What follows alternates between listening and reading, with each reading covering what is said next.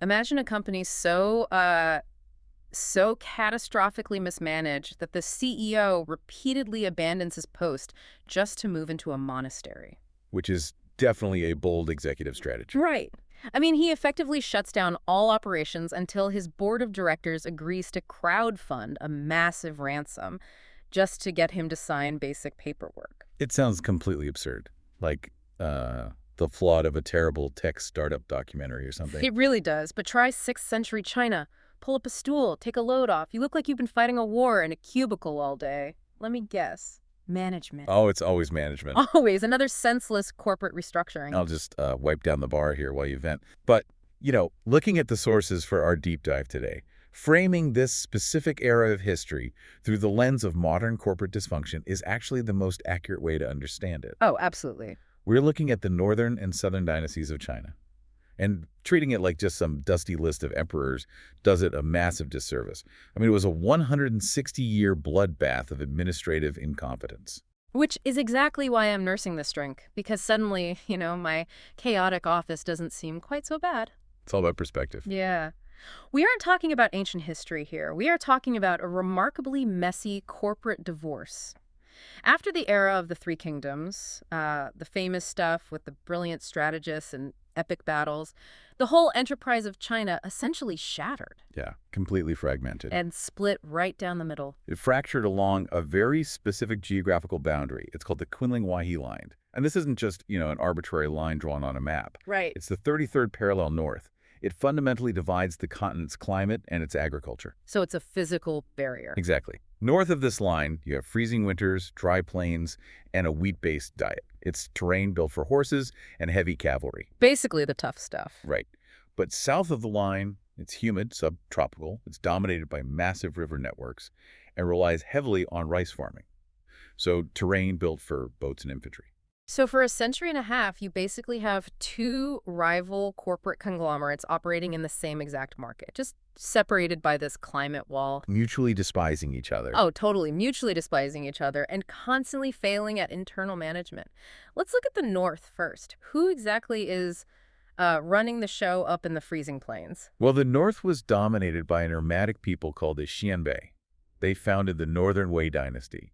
And you can really think of them as the ultimate hardcore, aggressive wolf culture startup, like the tech bros who sleep under their desks. Exactly like that. They were built on mobility, survival of the fittest, and overwhelming martial prowess. I mean, they conquered through sheer force, firing compound bows from horseback. Meanwhile, the South is running a completely different playbook. It's essentially this coastal elite creative agency, like a Buddhist-like literary salon. A very chill vibe. Super chill. You have all these Han Chinese aristocratic refugees who fled the violent North. They set up shop in the South and became incredibly obsessed with aesthetics, poetry and pedigree. And the internal communications between these two branches were just incredibly toxic. Oh, the Slack channels must have been brutal. Beyond brutal.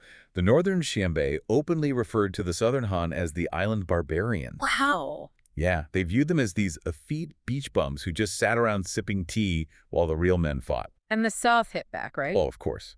The South retaliated by calling the Northerners braided thugs, basically uncultured, illiterate brutes who only knew how to break things. Now, in the modern corporate world, the hyper-aggressive wolf culture startup usually ends up dominating. I mean, they move fast, break things, and basically eat the competition's lunch. Usually, yes. So, considering the North had the unstoppable cavalry and the hardened warriors, how on earth did they mess up their massive competitive advantage? By attempting one of those disastrous, unrequested corporate pivots in recorded history. Okay, lay it on me. This was driven by Emperor Xiaoan of the Northern Wei. His original name was Tuba Hong. And he realized something fundamental about scaling an empire. Conquering a territory on horseback is entirely different from administering a massive, complex, agrarian economy. Yeah, you can't exactly collect taxes or build infrastructure with a cavalry charge. Exactly. Wait, so the CEO actually realizes the company lacks the administrative soft skills to scale. That actually sounds somewhat reasonable for a boss. Well, the underlying motivation was sound.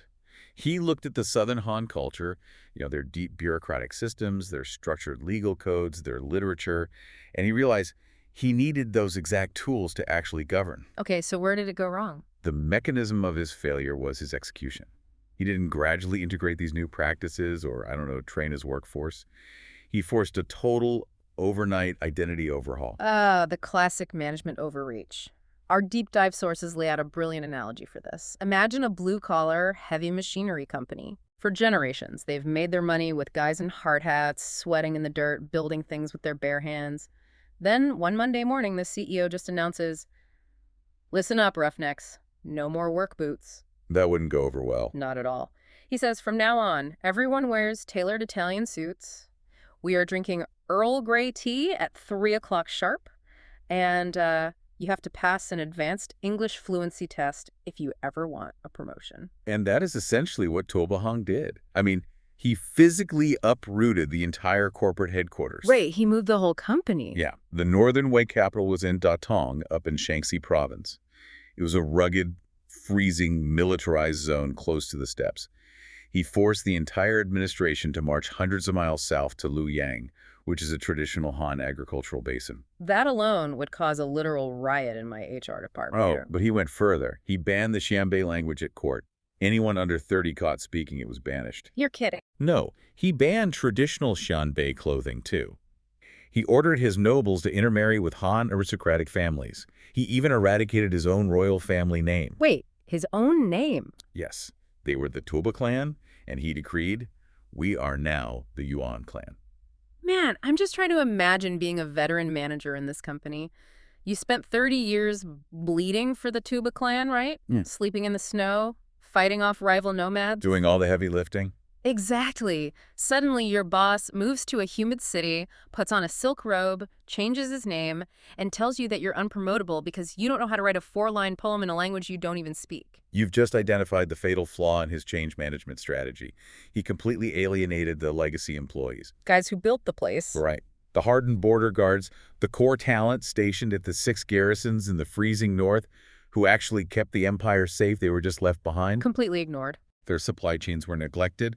Their social status plummeted. They were transformed from the revered founders of the empire into second-class citizens in their own country. So what happens when you abandon your core engineering team while the C-suite is off taking poetry classes? A catastrophic mutiny. The veterans at the border starved, realized they had absolutely nothing left to lose, and triggered the 6 Garrisons Rebellion. And there goes the company. The structural integrity of the Northern Wei completely collapsed. Decades of brutal civil war followed. The company tore itself apart and split into 2 rival subsidiaries, the Eastern Wei and the Western Wei. A total fragmentation of the market leader. And all because a CEO wanted a rebrand without considering the people who actually did the heavy lifting. Exactly. So if you're sitting there sipping your drink, listening to this, here is your first survival rule for the modern workplace. If upper management suddenly changes the entire company culture overnight, implements a pivot that literally nobody asked for, and completely abandons the core talent, a massive layoff or a mutiny is imminent. Yeah, that's a huge red flag. Update the resume. The ship is taking on water. Meanwhile, with the North tearing itself apart in civil war, logic suggests the South should have easily capitalized on the distraction. Just swoop in and take over the market. Yeah, you would think. But the South was busy experiencing a relentless streak of hostile takeovers. I mean, they blew through 4 distinct dynasties in just 160 years. Song, Qi, Liang, and Chen. Right. Each one lasted an average of maybe 30 to 40 years. It was a revolving door of leadership. How does a government fall apart every 3 decades? It really comes down to a fatal structural flaw in how the South managed its assets. In the South, true wealth and land weren't controlled by the central emperor. They were controlled by deeply entrenched aristocratic Han families who owned massive private estates. Ah, the board members hoarding the equity. Exactly. Because the emperor had virtually no tax base, he had a very weak central army. So to defend the borders, the emperor had to rely on regional military generals, giving them massive provincial armies. Hold on, so the CEO has no budget and no internal security, and he's just outsourcing all the muscle to regional branch managers. Precisely. And when a regional general realizes his army is 10 times larger than the emperor's royal guard, the temptation becomes irresistible. The sources explain this dynamic with a fantastic Michelin star restaurant analogy. I love this analogy. It's so good. Imagine you work at this incredibly prestigious high-end restaurant. The head chef, who is the emperor, spends years perfecting the menu, building the reputation, cooking the perfect meal. Finally, he steps back to admire his work. And then And immediately, the sous chef, who represents the regional general, sneaks up behind him, stabs him in the back, steals his tall white hat, and slaps his own name on the front door. And because the systemic issue of weak central taxation wasn't ever fixed, 30 years later, the floor manager does the exact same thing to that sous chef. It's an endless loop of military coups. But out of all these short-lived, chaotic dynasties, the absolute peak of managerial incompetence happens during the Liang dynasty. Let me introduce you to their CEO, Emperor Wu of Liang. His name was Shaoyang. Quite the character. I will give the guy some credit. He lived to be 86 years old. I mean, in the 6th century, that's practically immortality. He was a survivor. Certainly, he ruled for almost half a century. But his longevity did not equate to effective leadership in his twilight years. That is the understatement of the millennium. We're talking about a CEO who literally abandons his job. Not once, 4 times. He abandons his empire to go live in a monastery. Yeah, Emperor Wu became obsessively devout in his practice of Buddhism. But this wasn't just private piety. He physically left the palace, moved into the Tongtai monastery, and dedicated himself as menial monk. He just refused to govern. How does a government even function if the emperor refuses to sign paperwork? He's the only one with the executive seal. The ministers must have been panicking. The government just grinds to a halt. It did. The state apparatus completely failed to function. So the board of directors, his ministers, had to drain billions of copper coins from the state treasury to essentially buy the emperor back from the temple. I was trying to wrap my head around this. It's like a CEO walking out of the building with the company's core intellectual property, locking it in a vault, and refusing to give it back until the board pays him a massive, unprecedented personal bonus. That's a very apt way to view it. Some historians argue it was actually a cynical economic mechanism. Wait, like it was on purpose? Well, the aristocratic families were hoarding wealth. By holding himself hostage, Emperor Wu forced those wealthy families to donate massive sums to the monasteries to buy him back. This effectively moved private wealth into religious institutions that the state had some influence over. Oh, wow. Okay, that's almost brilliant. But regardless of the motive, the optics and the instability it caused were just disastrous. Disastrous doesn't even cover his final act. This pacifist, absentee CEO makes the most fatal hiring decision in history. He decides to bring in an external hire from the rival firm, a defecting northern general named Hao Jing. The North had essentially turned on Hao Jing because he was notoriously treacherous. I mean, he was a pure product of that violent wolf culture frontier. Right, a real cutthroat guy. And Emperor Wu, seeing an opportunity to use a northern weapon against the North, invited him into the vulnerable, financially depleted southern administration. That defies all logic. You don't bring a rabid wolf into a petting zoo and expect it to learn how to groom the sheep. No, you really don't. Hao Jing did exactly what a toxic hire does. He poisoned the well. He immediately rebelled against the Liang dynasty. And the human cost of this rebellion cannot be overstated. Hao Jing besieged the southern capital of Jiankang, which at the time was one of the largest, most prosperous cities on the face of the earth. He starved the city out. And the dark irony is, he traps the 86-year-old Emperor Wu in his own palace. This emperor, who spent his later years preaching compassion and avoiding meat, is literally locked in his quarters by his own new hire and left to starve to death. It's grim. Hao Jing's forces burned Jiankang to the ground. The aristocratic families that had hoarded wealth and defined southern culture for centuries were slaughtered or enslaved. Total wipeout. Hundreds of thousands of civilians died.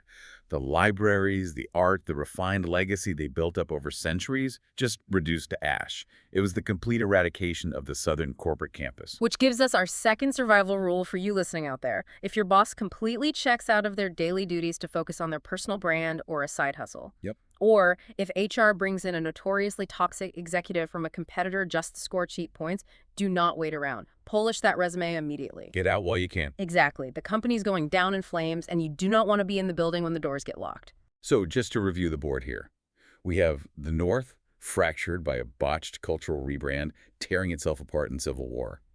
And we have the South utterly hollowed out by absentee leadership, structural wealth hoarding, and internal betrayal.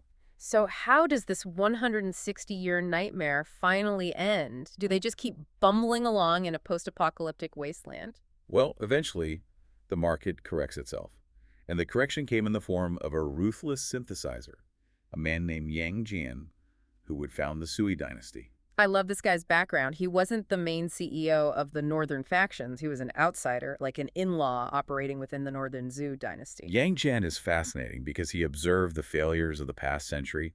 He watched the chaos in his own northern faction, bided his time, and when the moment was exactly right, he launched an internal coup. Just took over the board. He pushed out the puppet emperor and took total control of the northern assets.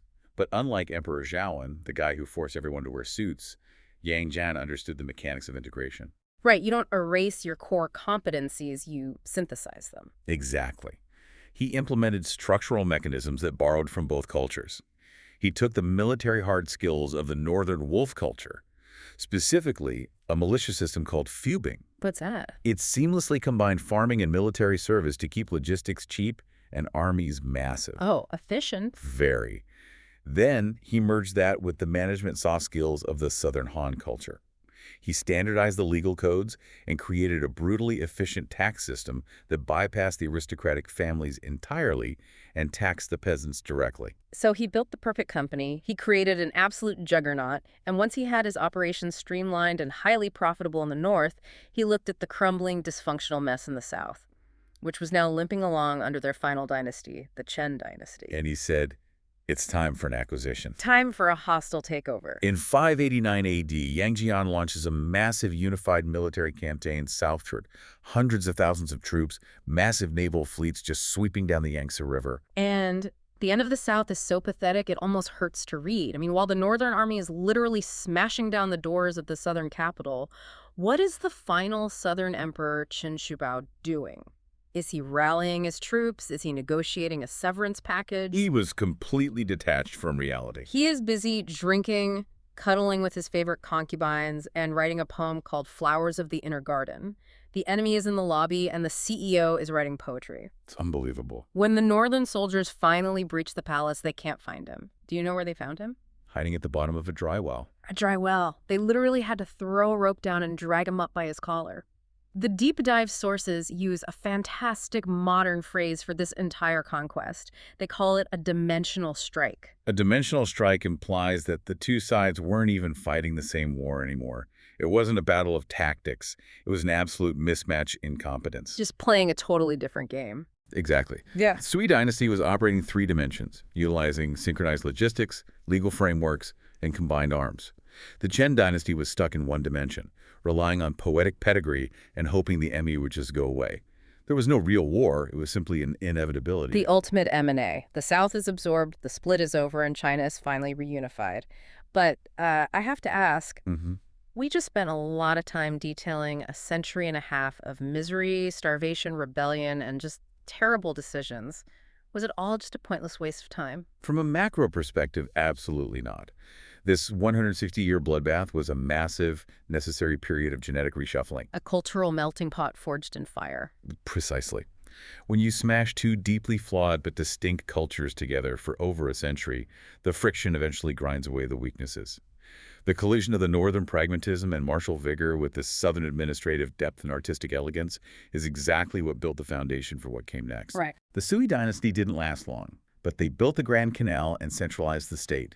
That laid the direct groundwork for the Tang dynasty, and the Tang dynasty is widely considered the golden age of Chinese civilization. Unprecedented prosperity, global influence, and stability. Wow. None of that exists without the brutal trial and error of the northern and southern dynasties. So it took 160 years of bad managers to finally figure out how to run a good company. Which brings us to the final survival rule for the listener. The ultimate survivor in any toxic environment is the one who can step out of the daily drama. Absolutely. Don't get caught up in the boardroom shouting matches. Look at both sides. Learn the aggressive, tactical hard skills from the wolves, and learn the diplomatic, administrative soft skills from the elites. Make yourself indispensable by combining the best of both. You survive by becoming the synthesis. Well, I think my glass is empty, and honestly, I feel a lot better about my week. The next time you are sitting in a pointless meeting, looking across the table at a boss you know is completely incompetent, take a deep breath. At least your CEO isn't getting ransomed from a remote mountain monastery by a team of stressed-out accountants. That's a low bar, but true. And at least he isn't hiding at the bottom of the dry well writing poetry while the competition forecloses on the building. All about perspective. It really is. But I want to leave you with one final thought before you head out into the night. Think about your own career. Think about that one chaotic job you had, or maybe the one you are in right now, the one that feels totally disorganized, where leadership is failing and everything feels like a mess. We've all been there. Do periods of absolute chaos and total failure actually lay the necessary groundwork for our greatest successes? Is your current toxic workplace just the messy, uncomfortable, absolutely necessary prologue to your own personal Tang Dynasty golden age? Keep surviving the corporate battlefield out there. We'll save a stool for you next time.